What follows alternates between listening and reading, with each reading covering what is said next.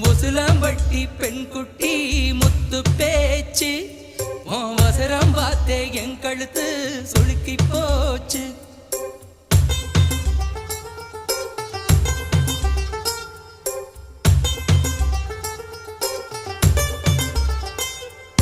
முசுலம்பட்டி பெண் குட்டி முத்து பேச்சு அவசரம் பார்த்தே என் கழுத்து சுளுக்கி போச்சு.